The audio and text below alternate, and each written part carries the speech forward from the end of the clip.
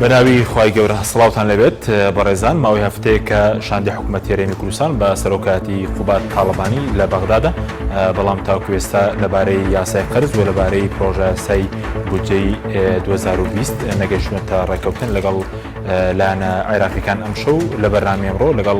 بەڕێز هاوژن عومەر ڕاوێژکاری سەرۆکۆماری عێراق باز لەوە دەکەین هۆکاری نەگەیشتنە ڕێکەوتن و لەمپەرەکانی بەردەم ڕێکەوتنەکە ڕێکەوتنی هەرێمی بەغداد چین و ئێستا تۆپەکە لە گۆڕەپانی کێدایە و چارەسەر بۆ ئەم دۆخە چییە؟ ناردنی پرۆژە یاسای بودجەی عێراق بۆ پەرلەمانی عێراق بۆ ساڵی 2021 نزیک بۆتەوە و تاوەکو ئێستاش هەرێم و عێراق نەگەیشتوونەتە هیچ ڕێکەوتنێک.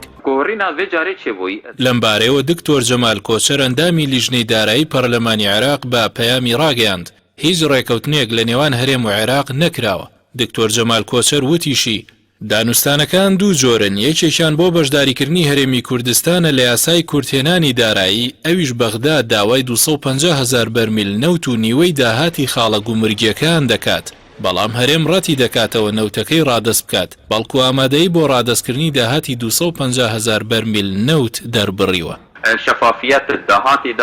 ئەندامەکەی لیژنەی دارایی دەژڵێت دانوستانی دووەمی نێوان شاندی هەرێم و بەرپرسانی بەغدا پەیوەستە بە پرۆژە یاسای بودجەی 2021ەوە. ئەویش بە هەمان شێوە بەغدا ئامادەی ناردنی بەشە بودجەی هەرێمی کوردستانی دەربڕیوە. لە بەرامبەریشدا داوای 265,000 بەرمیل نەوت دەکات و دەیەوێت نەوتەکە وەربگرێت و خۆی بیفرۆشێت، چونکە بەغدا $15 زیاتر لە نرخی هەرێم نەوتەکە دەفرۆشێت. دکتۆر جەمال کۆچەر ئەوەشی خستە ڕوو هەرێمی کوردستان ئامادەی دەربڕیوە داهاتی فرۆشتنی 465,000 بەرمیل نەوت ڕادەستی بەغدا بکە، بەڵام بەغدا سوورە لەسەر وەرگرتنی نەوتەکە و ناردنی لیژنەیەک بۆ ئەوەی لە سایە 50 داهاتی خاڵە گومرگیەکان وەربگرێت و چاودێری جموجوڵەکانی گومرگ بکات. نطالب بتشكيل مجلس الخدمة لغرض إيجاد العدالة في التعيين. لای خۆشەوە حەسەن شاکر سەرۆکی فراکسیۆنی بەدری سەر بە هادی عامر ڕایگەیاند حکوومەتی هەرێم پابەندی لە سەدایەکی ڕێکەوتنەکانی پێشوو نەبووە لەگەڵ بەغدا و لە داهاتووشدا پابەند نابێت، بۆ یەکەم و کوڕیەکە لە هەرێمی کوردستانەوەیە کە پابەندی ڕێکەوتنەکان نابێت. سەرۆکی فراکسیۆنی بەدر دەژڵێت دانوستانەکانی نێوان هەردوولا بە هیچ ئەنجامێک نەگەیشتووە. أن هناك التزاما من حكومة الإقليم. هاوکات سەر لە ئێوارەی ئەمڕۆ حەسەن نازم و تەبێژی ئەنجومەنی وەزیرانی عێراق لە کۆنگرێکی ڕۆژنامەوانیدا ڕایگەیاند هەرێمی کوردستان پابەندە بە یاسای پڕکردنەوەی کورتێنانی دارایی و بە پەسەندکردنی بودجەی 2021 کێشەکانی نێوان هەرێم و بەغدا چارەسەر دەبێت. دوای لێدوانەکەی وتەبێژی حکوومەتی عێراق سەرچاوەیەک لە بەغدا بە پەیامی ڕاگەیاند تاوەکو ئێستا هیچ ڕێکەوتنێک بۆ یاسای قەرز و بودجەی ساڵی داهاتوو لە نێوان هەرێم و بەغدا نەکراوە. لە ئێستادا وەفتێکی حکوومەتی هەرێم بۆ یاسای قەرز لە بەغدایە، ئەمە دوایەوە دێت لە کاتی پەسەندکردنی یاسای قەرز لە 12 مانگی ڕابردوودا هەریەکە لە سەرۆکایەتی هەرێم و حکوومەت و پەرلەمانی کوردستان یاساکەیان ڕەت کردوێتەوە ڕایان گەیاند یاسای قەرز پێچەوانەی تەوافقە و هاوسەنگیە. لە ئێستاشدا حکوومەتی هەرێم لە قسەکەی خۆی پەشیمان بووەتەوە و ئامادەی بۆ پابەندبوون بە یاساکە دەربڕیوە، بەڵام ئەندامێکی پەرلەمانی عێراق دەڵێت لایەنە سیاسیەکانی عێراق متمانەیان بە حکوومەتی هەرێم نەماوە. ئاڵا تاڵەبانی ئەندامی پەرلەمانی عێراق لە لێدوانێکی ڕۆژنامەوانیدا ئاماژە بەوە دەکات شاندی هەرێم ئامادەیە مادەی 7 یاسای پڕکردنەوەی کورتێنانی بودجە جێبەجێ بکات، بەڵام لایەنە سیاسیەکانی عێراق متمانەیان بە ڕێکەوتن لەگەڵ حکوومەتی هەرێم نەماوە. گفتوگۆکانی هەرێم و عێراق دەربارەی نەوت لە کاتێکدایە کۆمپانیای سۆمۆی عێراق بڵاوی کردەوە مانگی ڕابردوو هەناردەی نەوتی هەرێم بە ڕێژەی لە 2.25 زیادی کردووە و ڕۆژانە هەرێمی کوردستان 456,000 بەرمیلی هەناردە کردووە و کۆی گشتی مانگەکەش دەکاتە 13,680,000 بەرمیل نەوت.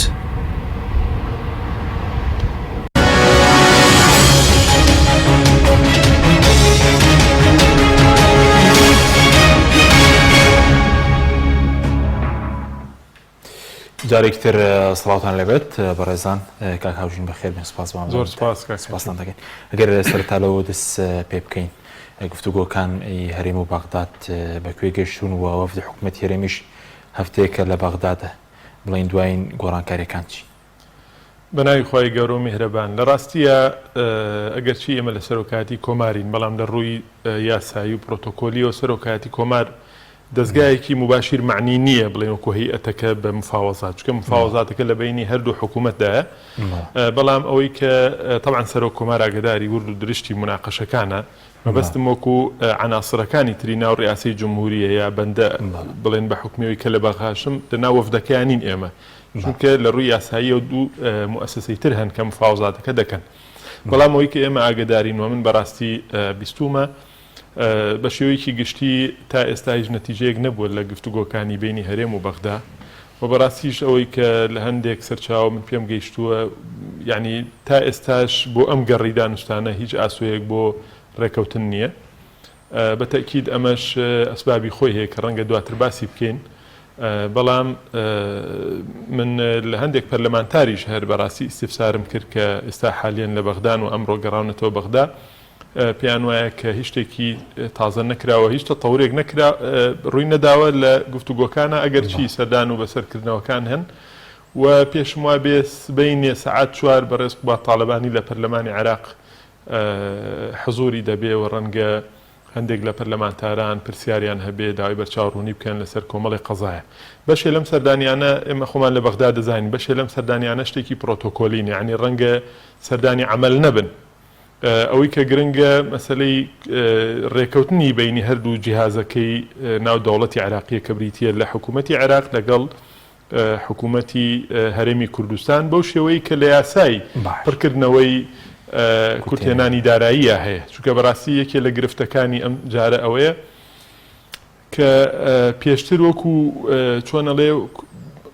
ڕێگریەکان قەرارێک بوون یا بۆ نمونە هەندێک موقفی سیاسی بوون. ئێستا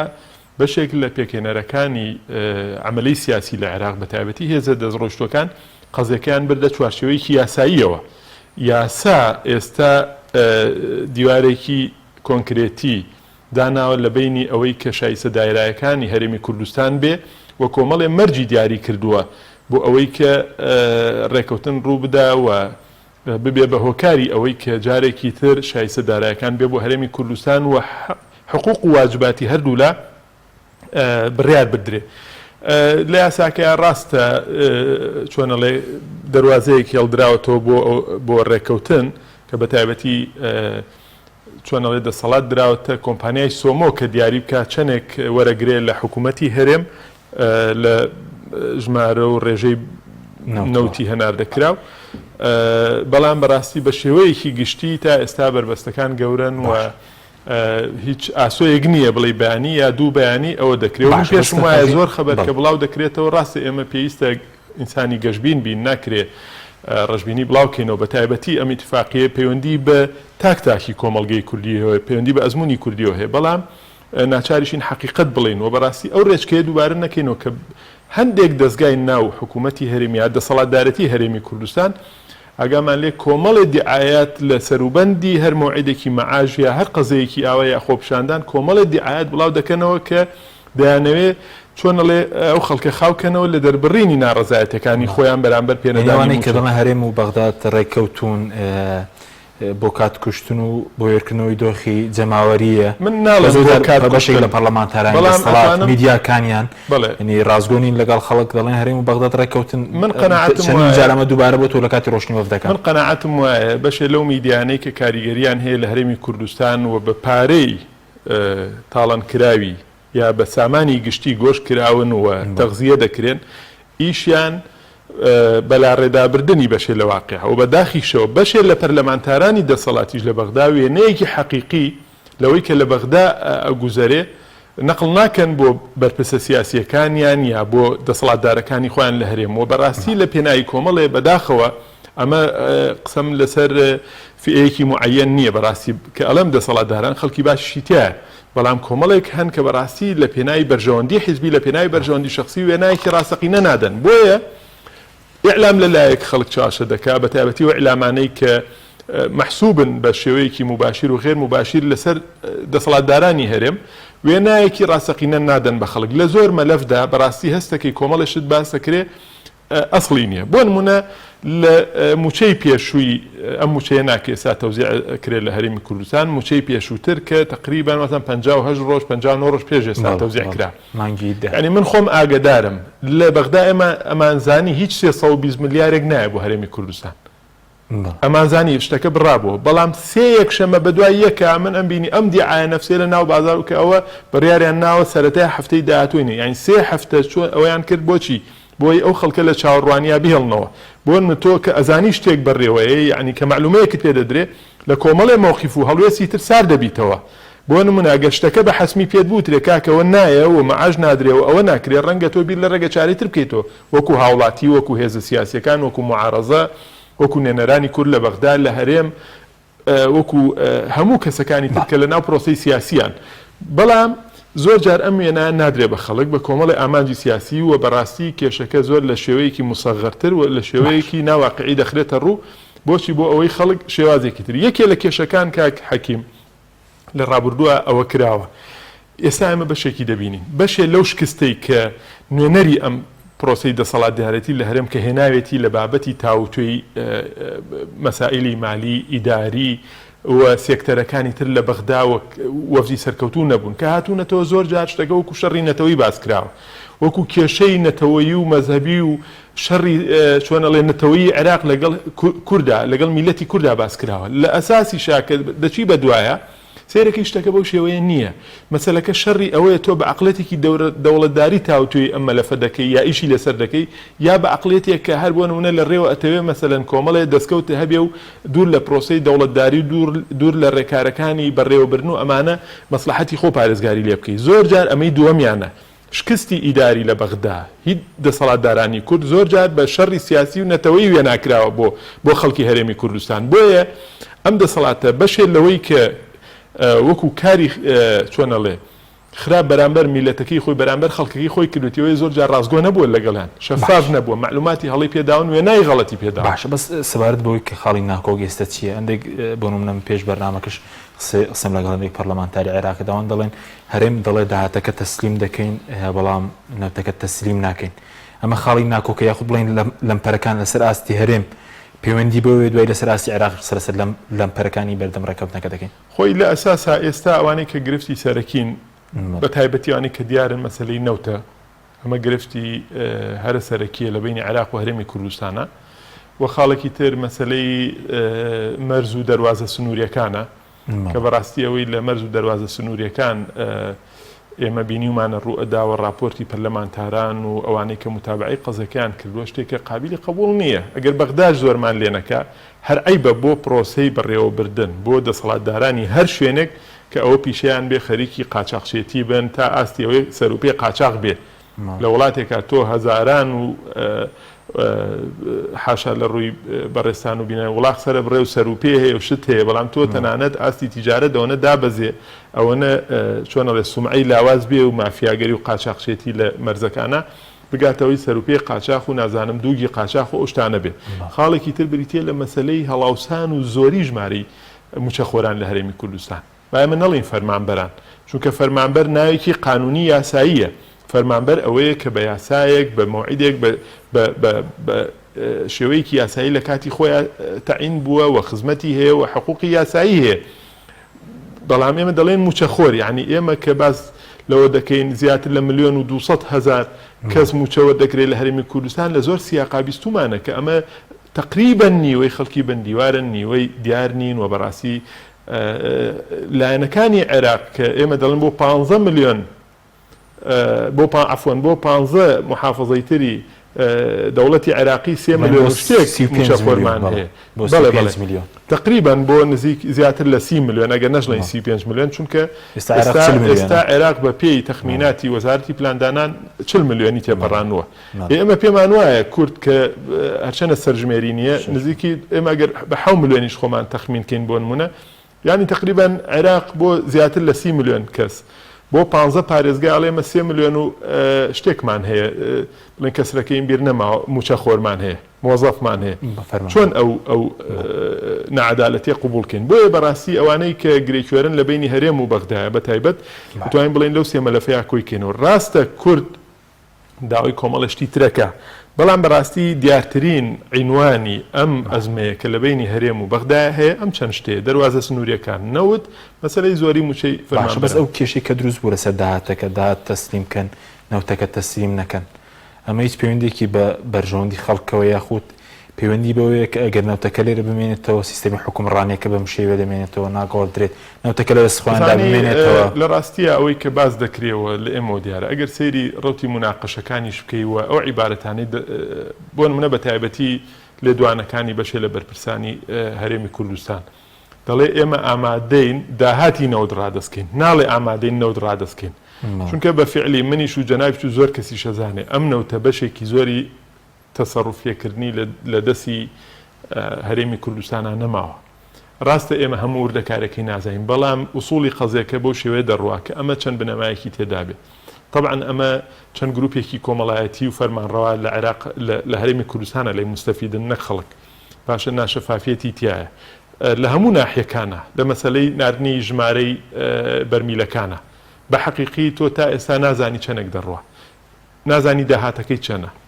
نازانی پارەی کۆمپانیاکان بەڕاستیەیان هەر لە عێراقا بە تێشوویەکی زۆر کەمتر بەرمیلێک دەرەهێنرێەوە ئینتاجەکرێەوە تەزدیرەکرێ بۆچی خێرە لە هەرێمی کوردستان تێچوونەکەی زۆر زیاتر بێت لە عێراق بۆ بەڕاستی لە فرۆشتنی شەهر بەرمیلێ $10 کەمتر بێ ئەمانە هەمووی ناشەفافیەتن هەمووی ناڕێکین و بەڕاستی بە هەدەردانیشن و لە نەتیجەشە کۆمەڵی عایلەی فەرمانڕەوایە بۆ نمونە حکومڕان با بڵین فەرمانڕەوا ڕەنگە لە فەرمانی ڕەواوە هاتبێ بڵین حکومڕان باشترە چکە فەرمانڕەوا بۆ یەکێکە بە ڕاشیدانە حکومکە بەشێکی زۆری ئەو داهاتە هەریەکەو بە پێی سەهمی خۆی بۆ ئەوانە بچێ و لە مێژووی سیاسی وڵاتانی شابینیومانە زۆر جار ئیتیفاقەیەک لە بینی عایلەیەکی حاکمە ئەکرێ لەگەڵ دەوڵەتێکی ترە یەکێ لە بەندەکان بریتە لە چی بریتە لە پارێزگاریکردن لە بەرژەوەندیەکانی عایلەی حکومڕان یا شانشین ئەمە لە بینی وەختی خۆی ئێرانیەکان و حاکمەکانی ئێران و رووسیا هەبووە لە بینی شوێنی تر وەک لە تاریخی سیاسیە جاروبار بەرچاومانەکەوێ بۆیە ئێمە دڵنیاین ئەم نەوتە ئەم سامانە سروشتێک کە مڵکی تاکی خەڵکی ئێستای هەرێم و ئایندە یعنی ڕۆڵەکانی داهاتوشە هەمووی چۆنە بەتاڵان براوە و بەڕاستی تەسەڕوفێکی نائەخلاقی ناشەفافی نائیداری پێوە دەکرێت و بەڕاستی بۆ هیچ لایەنێکیش ڕوون نییە عێراق بەو هەموو گەندەڵیەوە کە ئێستا کۆمپانیای سۆمۆ مکەلەفە بە هەموو ئەو پرۆسانە لە هەموو سەری مانگێکا دەڵێ لەم مانگەدا ئێمە ڕۆژی ئەوەنە بەرمیل نەوت 3 ملیۆن ئەوەنەمان تەزدیر کردووە بەرمیلێک فرۆشراوە بۆنە داهاتی ئەم مانگە ئەوەنە $1 ملیار بووە ئەگەر بڵێ ئەوەنەشە دزرێ لە دەرەوە عەقڵە بۆی بڕوە یعنی دزی هەیە و زۆرێک لە میلیشیاکان لە حیزبەکان ئەو گەندەڵێ دەکەن بەڵام کە ئەوی هاتە چوارچێوەی کاروباری حکومیەوە سەری مانگ پێتەڵێ ئەم مانگە ئەوە نەما فرۆشتووە بوو هەموو عالەم داتاکان بەردەسە بەڵام تەحەدا دەکەم لە هەرێمی کوردستان چەند ساڵە بنای ئابووری سەربەخۆ ئەم تاڵان و ئەم کارە نەگونجاوە دەکرێت خۆی پێمان خۆش ساڵێک شەر کۆمپانیای دیلۆیت بۆ 2020 کە ئێمە لە مانگی 12 هیچ راپۆرتێکی لەسەر ئەو 12 مانگە بڵاو نەکردوێت ساڵێکە لە کاتێکاوان خۆیان پارەی پێدەن لە بری وردبینی لە داهاتی نێوتێرەمی کوردستان بەرحەڵ بینە سەرەوەی کە بڵین لەمپەرەکە لەسەر ئاستی عێراق چیانی عێراق خۆشی کەمتر خەم نییە ئێستا کە ناگەن بەڕێکەوتن هیچ لەمپەرێک هەیە لەسەر بڵین لە عێراق کۆمەڵێک توانین بڵین سعوبات کۆمەڵێک ئاستەنگ هەن لە بەردەم نەگەیشتن بەڕێکەوتن لە مینە دیارترینیان بریتیە لە نەبوونی متمانە یعنی لەم داوایی کە کورد هێتی پێشتر لە چەند مەرحەلەیەکی ترا لە سەردەمی عەبادی و مالکی سەرۆگۆزیرانی عادل عەبدولمەهدی و ئەمانە کرا 1 ساڵ پارە هات تەنانەت ئەو کاتێک کە ئێمە چوینە بەغدا مانگی 4 ساڵی 2019 لەگەڵ جەنابی مامۆستا عەلی باپیر و وەفدە ئەو کاتە من مباشەرەم کرد لە سەرۆکایەتی کۆماری عێراق وەکو مستەشاری سەرۆک کۆمار وەفدەکەی ئێمە سەرۆگۆزیرانی عێراقیان بینی یعنی داوای کرد کە ئێمە دەورمان هەبێت لەوەی قیادەی سیاسی هەرێم قەناعەت پێ بکەین کاکە 10,000 بەرمیل نەوت بنێرن جارێ نەک 250,000 بۆی مبەڕیرێکی بەدەستەوە بێ بۆیە بەڕاستی لە سەردەمی عەبادی ئەوە نەکرا لە سەردەمی عادل عەبدولمەهدی ئەوە نەکرا لە سەردەمی کاظمیا چەند جارێک ئەو پارەیە دێ و بەڕاستی 1 دینار نەچۆتەوە قەزێکە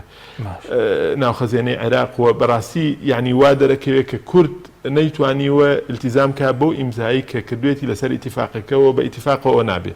ڕێگری یەکەم بەڕاستی نەبوونی متمانەیە جارێکی تر ئەوە بکرێ و بڕێک پارە بێ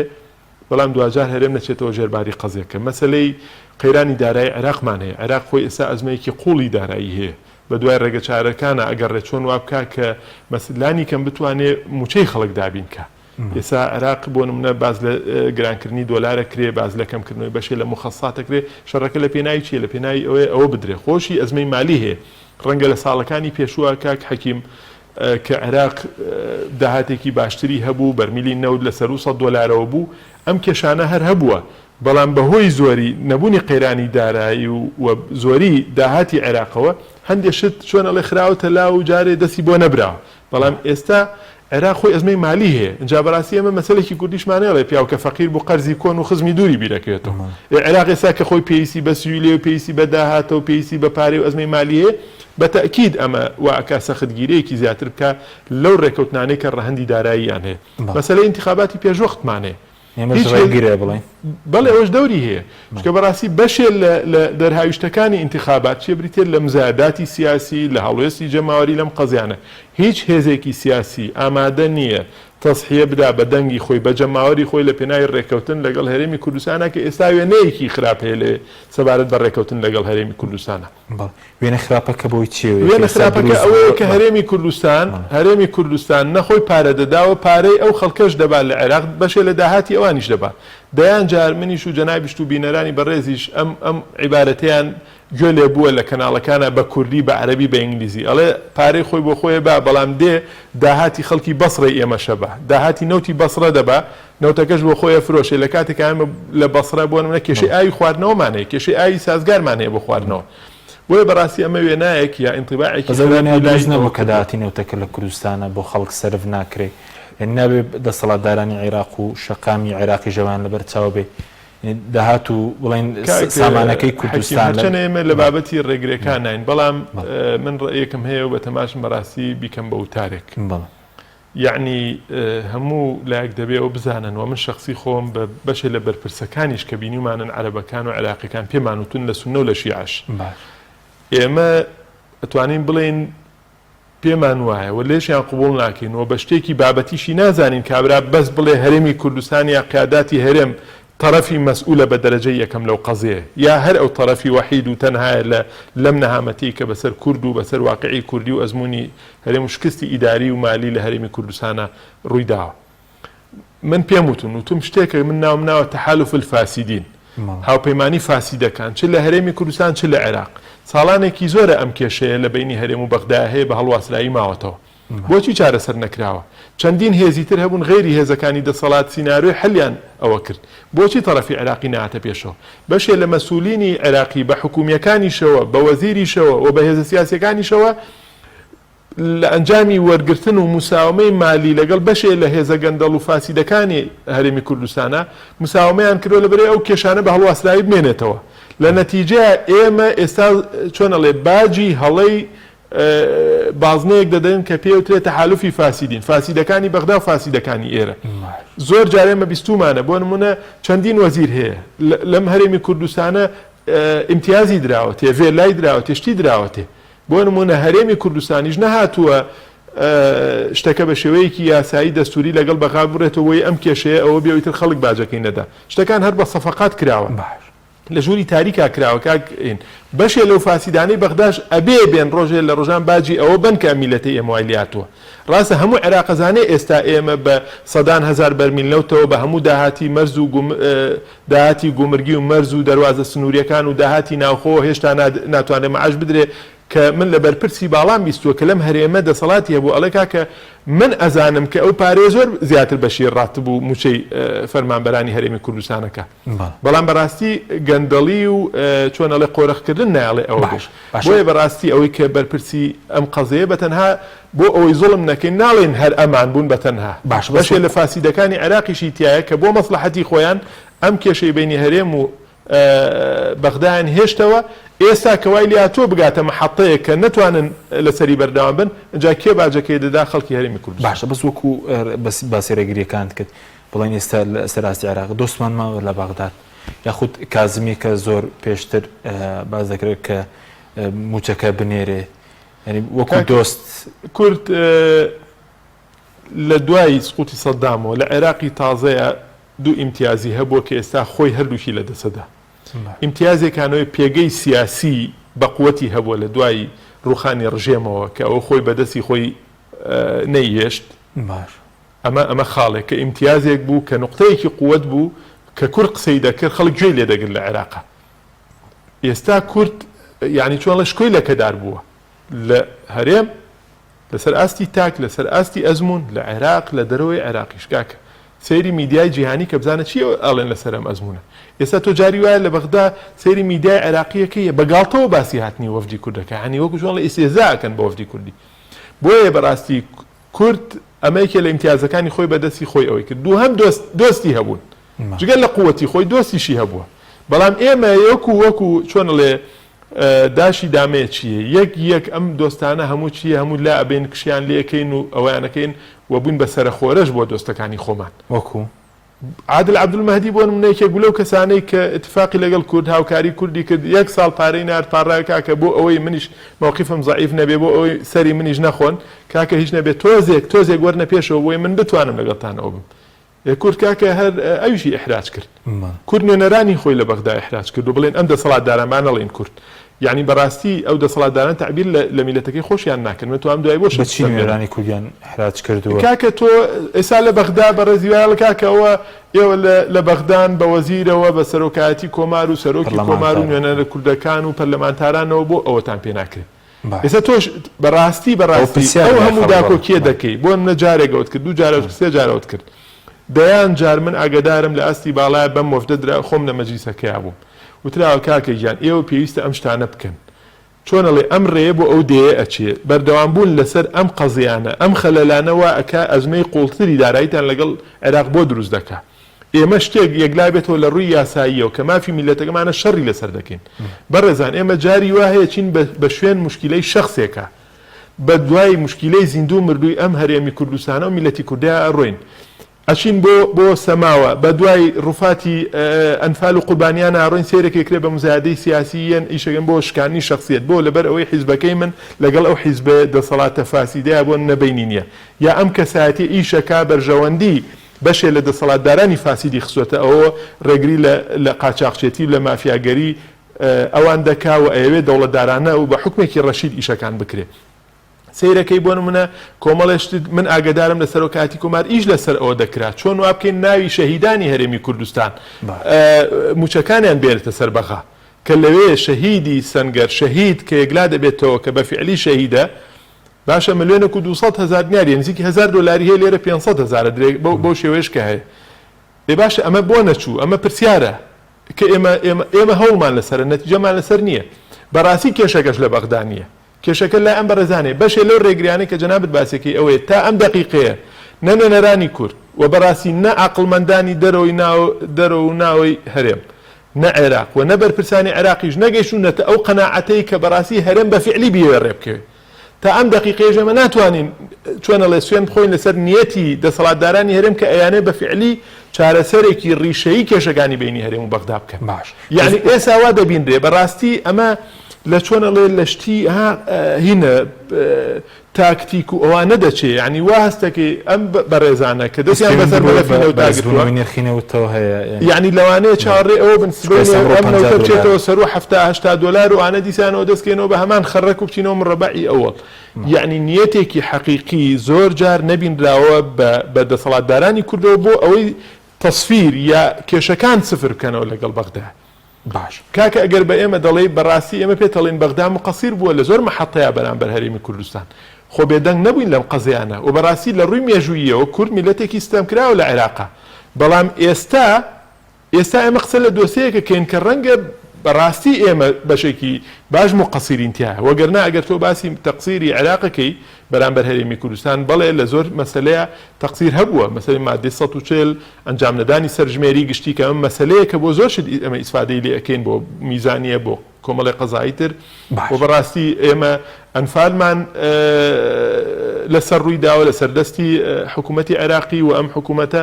بەڕاستی دەبێ ئەو شتانی لەبەرچاوێ بەڵام کاکە تۆ بیان و نادەی بە دۆستی خۆت بە نوێنەری خۆت بەچی کە بێ لە مەسلحەتی تۆ ئیشکات تۆ هەر شتێکەکەی نوێنەرانی کورد لە بەغدا خەریکە وەکو چۆنەڵێ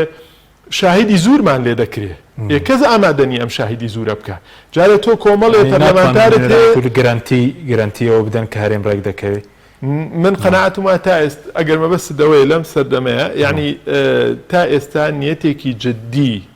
نابینرێ بەدەسەڵاتدارانەوە من یەک دوو شتت پێ دەڵێم بۆ تا ئێستا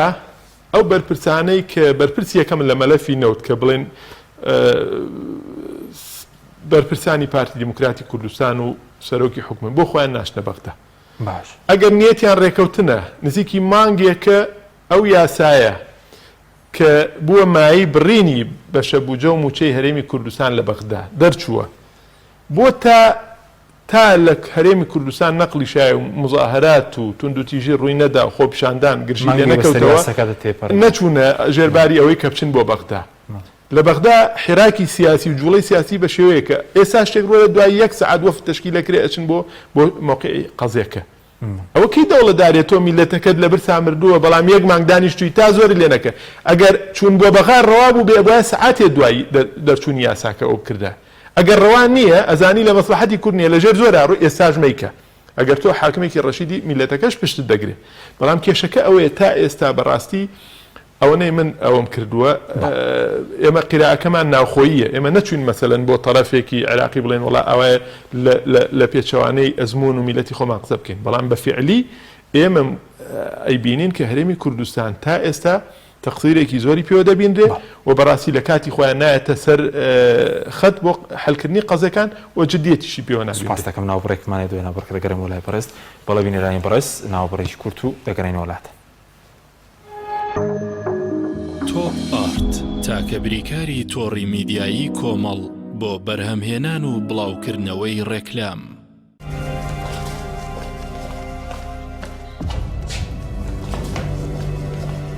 فرم دايشة وي دسر وازي لبن او باراكا راسك باراكا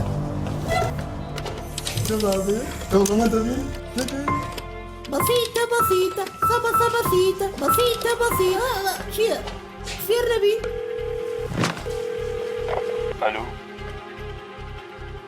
الو برنجي محمودة بەڵێ باجوا بقرن اكتري سالكي الركلامة كان ايوا لاي ايميا جا اگر هفته زور جا اگر باريكي زور منينه اتر ركلامو ميكلامي برنجي محموديش فونيش جاري استا جواب مويت برنجي محمود ركلامي ناره شلون؟ برنجي محمود ركلامي ناوي بسيطة بسيطة خبصة بسيطة شايفوا يا ايتو يا سنة جيرابوي ربابا وركلام بو بە باشترین کواڵەتی دەستمان پێکردو وەک هەمیشە باشترین بەرهەم پێشکەش دەکەین کارگەی هەڵاڵە بە ئەزمموی 12 ساڵی ڕابردوو لە دروستکردنی بوتڵی غازی ماڵان کە ئێستا لە تەواوی کوردستاندا بوونی هەیە بەردەوامە لە خزمەتکردن و ئێستا هاوشێوەی کارەکەمان تەنکی غازی LPG بە هەموو قەبارەکانیەوە بە باشترین کواڵەتی و ستانداردی ئەوروپی لە ژێر چاودێری کواڵەتی کۆنترۆلی حکوومەتی هەرێم و کۆمپانیایەکی تایبەت بە چێککردنەوەی تانکەکان لە ڕووی کواڵەتی و دانانی ئەکسسواراتی ئیتاڵی بەردەوامە لە بەرهەمهێنان. ئێستا هاوڵاتیان و هاوردەکاران دەتوانن بێ دوودڵی تەنکی غازی هەڵاڵا بەکار بهێنن کە گرنتی 100% لەگەڵە بۆ ماوەی 10 ساڵ وەک هەمیشە لە هەرزانی نرخ و باشی کواڵەتیدا بێ ڕکابەرین. کۆمپانیای هەڵاڵا باشترین جۆر سەلامەتی هەمیشەیی.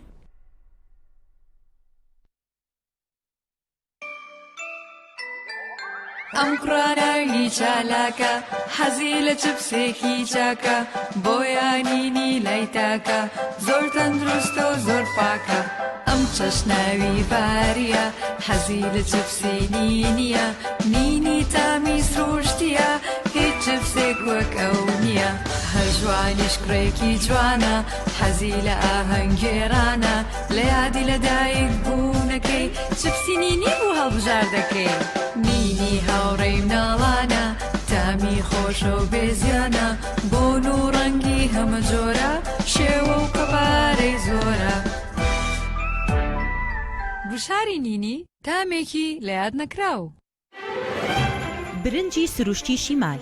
لەسەر خواست و داوای زۆری هاوڵاتیانی خۆشەویست دوای گەڕان و هەوڵێکی زۆر لە باشترین کێڵگەکانی وڵاتی ئێران ئەم جارە برنجی سروشتی شیمال باشترین و خۆشترین برنجی دەنەکخڕی شەژمانگەی دەرەجەیەکی ئێرانی بۆ ئێوە هێناوەتە کوردستان. ئەم برنجە دەنەکخڕا باشترین و بەتانترین برنجی گردەی کێڵگەکانی ئێرانە. ئێمە کێڵگە بە کێڵگە گەڕاوین بۆ ئەوی باشترین برنجی سروشتی و بەتام و خۆش بۆ ئێوە بدۆزینەوە. بە چاڵتوکی لە جوتیارەکانمان کڕی و خۆمان کڕەمان کردووە تاوەکو دڵنیا بینەوە لە پاکی و پوختی برنجەکەمان. ئەم برنجە پڕ ڤیتامین و کانزای سروشتیە بەبێ مادەی کیمیایی و پارێزەرە. لەگەڵ ئەم برنجە هیچ خەمی بەرزبوونەوەی شەکرە و کۆڵسترۆڵت نەبێ چونکە برنجێکی ئۆرگانیکە و پڕە لە مادە و کانزای سوود بەخش. هەروەها ئەگە تەنیا برنجی سروشتی شیمال بخۆی هیچ خەمت نەبێ قەڵەوت ناکە. تەندروستیتان لە هەموو شتێک گرنگترە بۆیە برنجێک خۆن لە سەرچاوەکەی دڵنیا بن.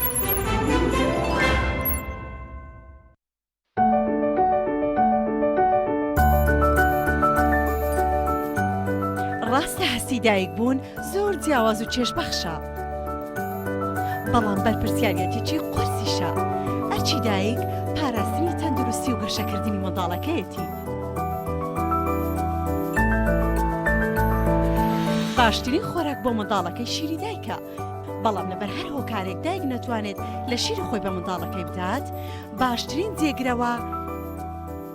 کۆنفیلاکە.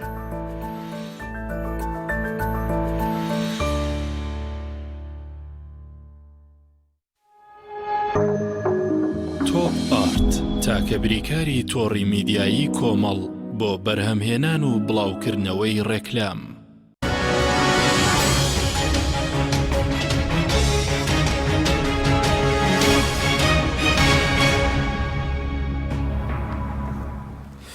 جارێکتر سڵاوتان لەبێت بینەران کە کاژین سەبارەت بەوەی کە ئێستا چارەسەر چیە یاخود بەدیل هەیە بۆ ڕێک نەکەوتن لەگەڵ عێراق ڕەنگە خەڵک ئێستا بەدیلەکە لە ناوخۆی هەرێم بڕینی موچەی زیاتر بێ ئەی چارەسەر چییە بەدیل چیەوە بوو بجێی بڵین 2021 کەوا بڕیارە بڵین هەفتەی داهاتوو یان نەماوەکی داهاتوو بێتە پەرلەمانی عێراق چی بکرێت چارەسەر؟ واللهی خۆ چارەسەر بیرکردنەوەی زۆرەیە بەڵام بەڕاستی بەڕێی من سیناریۆکانی چارەسەر دەبێت لە دووسێ خاڵ تێنەپەڕێ لانی کەم لە سێ خاڵ تێنەپەڕێ بەڕێی من مەرج نییە ئەمە ڕێی ڕسمی مؤسسەکەم بێت لە هەندێکە یەک لەوانە بە کاملی قەناعەتەوە هەردووکیان مل بدەن بۆ دەستور بۆ یاسا کارپێکراوەکان ئیتیفاقێکی دوورمەودا بکەن و زاڵیم و مەزڵومی تیانە بێ و بە پێی معیاری یاسایی و قانونی و زەوابیتی ئیدارەدانی دەوڵەت بە شێوەیەکی ڕاشیدانە ئیتیفاقەکە بکرێ و بەڕاستی ئەم کێشە چەند ساڵەیە هەل بکرێ و چۆن لە مافی میلەت حەقی میلەت بخرێتە سەر و هەموو شتێکەوە بەرژەوەندەکانی میلەت دوور لە بەرچاوگرتنی بەرژەوەندی تەسکی حیزبی و بنەماڵی و ئەو قەزیانە یا ئەوە تا ئەگەر هەرێمی کوردستان مەسەلەن ئێمە وەکو میلەتی خۆمان قسە دەکەین وەکو ئەو ئەزمونەی کە هەیە ئەگەر بەغدا لەگەڵ ڕێ ناکەوێت تۆ ئەڵێ من ئامادەم و بەغدا ڕێ ناکەوێت وەرە فەرموو بە شێوەیەکی ڕاشیدانە ئیدارەی خۆ بکە واز لە پیسخۆری بێنە واز لە قاچاقچێتی بێنە واز لە ناشەفافیت بێنە واز لە بەتاڵانبردنی سامانی گشتی و سروشتی بێنە هی ئەم هەرێمە وەرە بە شێوەیەکی ڕاشیدانە بە شێوەیەکی شەفافانە ئیدارەی هەرێمی خۆت بکە دڵنیابن ئەو پارەیە زۆر زیادیشی دەبێ ئەگەر دزی و فزی لێ نەکرێ وەرن سربەرزانە میلەتی خۆتان بژێنن ئەو میلەتە چی لە ئێوە دەوێت غەیری ئەوەی کە مافە ئەساسیەکانی خۆی بەبێ زیادە و بەبێ ئیسراف پێشکەشکەن باشترین میلەت میلەتی کوردە کە 30 ساڵە سەبرەکە لەسەر ئەو نەهامەتیانەی کە لەسەر دەسەڵاتەکەی خۆی و ئەزمونونەکەی خۆی ڕوبەڕوویە بێتەوە و دەیان ساڵیشە 100 ساڵیشە قوربانی ئەدا بۆ ئەو ئەزمونە لە کاتێکە ئەزمونونەکە هاو زوڵمی لە هەندێک نیزامەکانی پێشوو زیاتر زوڵمی لە خۆی کردووە بێن یا تاوەکو وتمان لەگەڵ بەغدا ڕێبکەون یا ئەو تا ئیتیفاقیەکی بڵێن حکمێکی ڕاشیدانە بەرپا بکەن دڵنیابن ئەو پارەیە بەشی خەڵکەکە دەکات بە زیاوە لە هەر محەڵەیەکیشا کە خەڵک متمانەی بە ئێوە بوو ئێوە ڕاشیدانە حکومەکەن لە هەر قەزێ لە هەر مشکلێکە لە هەر قەیرانێکا وەکو چۆن جارەنیان و سەر نەوی ناکەین بۆ موچەی بەعس لە سەرەتای ڕاپەڕینەوە کە سیقیان پێتان بوو ئێستاژەوە دووبارە دەبێتەوە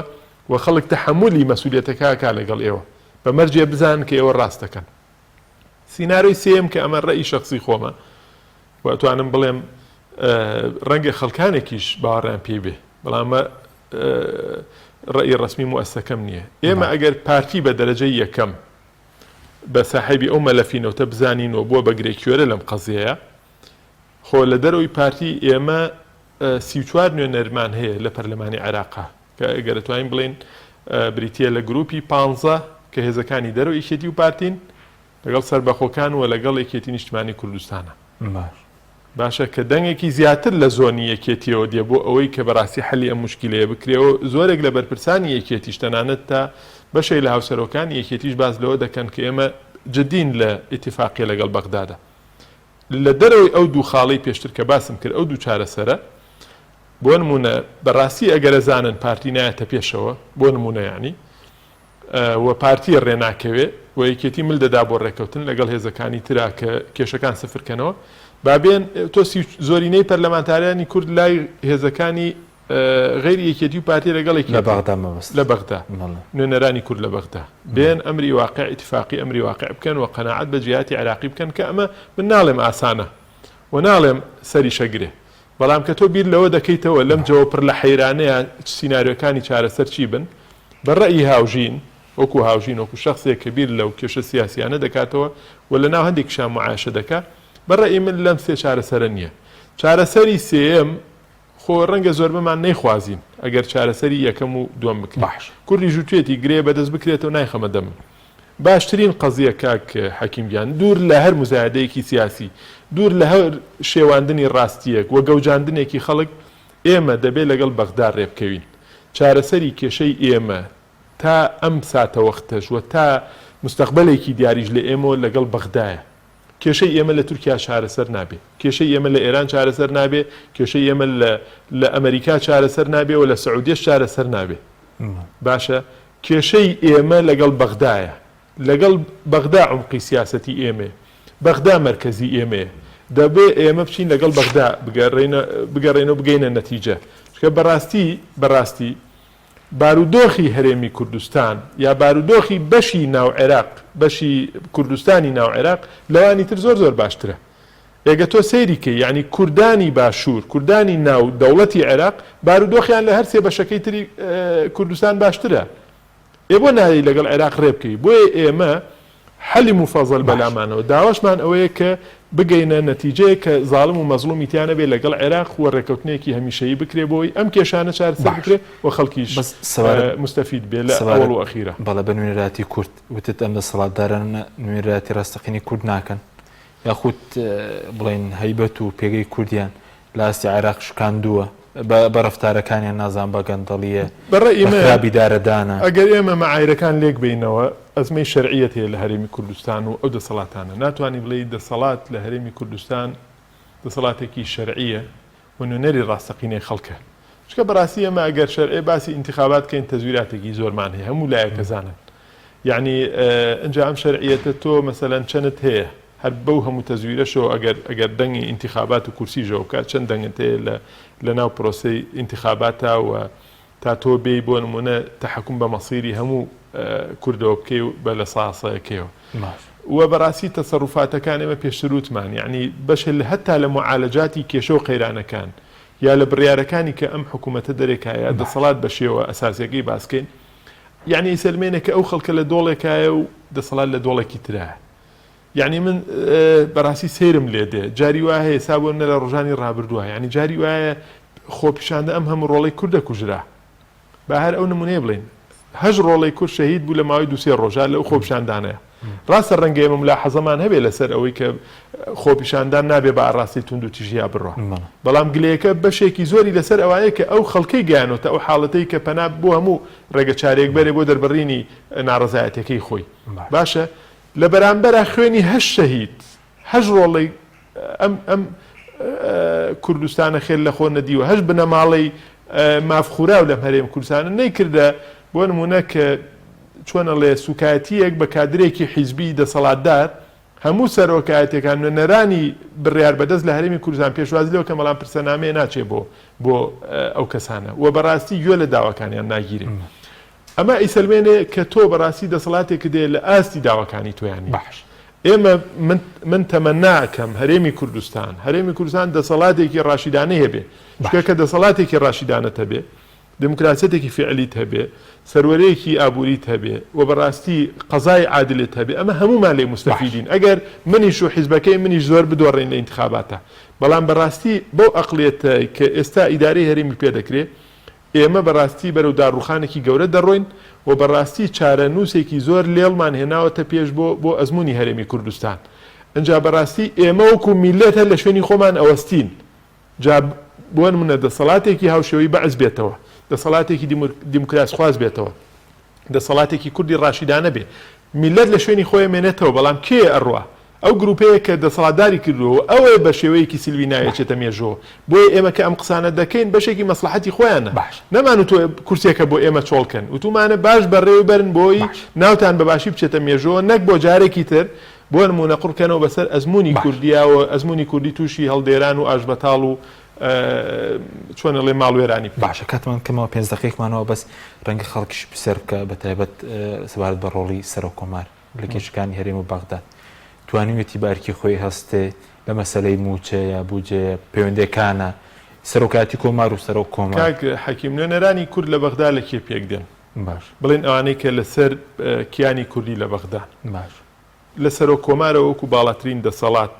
و باڵاترین نوێنەری کورد لە بەغدا تا ئەگاتە مۆزەفی وەزارەتەکانیش کە کورد و لێرەوە بڵێن کاتی خۆی وەکو پشک چوونەتە ئەوێ اینجا پشکی ئاسایی بوو بێ یا پشکی حیزبی بووێ هەر شتێک مهمەوەی ئەوانە کوردن هەر یەکەوە بە شێوەی خۆی بە ئەندازەی دەسەڵاتی خۆی مەسئولیەتی لەسەر شانە لە ڕووی ئەخلاقی لە ڕووی ئیداری لە ڕووی سیاسی بەرامبەر نەتەوەکەی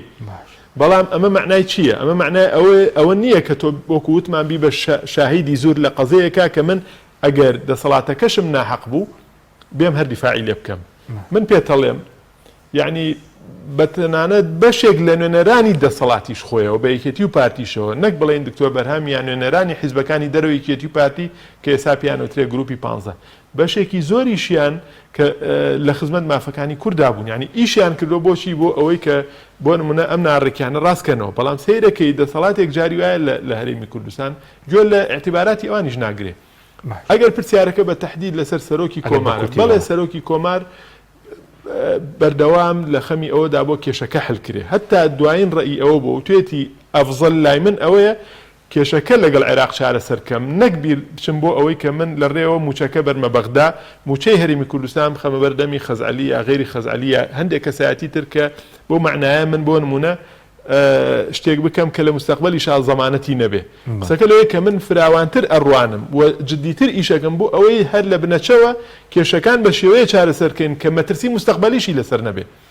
ئیشەکان ئەکرێ و بەڕاستی خەڵکی تریش دەکرێن پەرلەمان لایەک نوێنەرانی کورد بە تایبەتی ئەوانەی دەرەوەی دەسەڵات ئیشی جددیەکەن بەڵام کێشەکە ئێستا گەیشتوتە حاڵەتێک کە وەکو وتم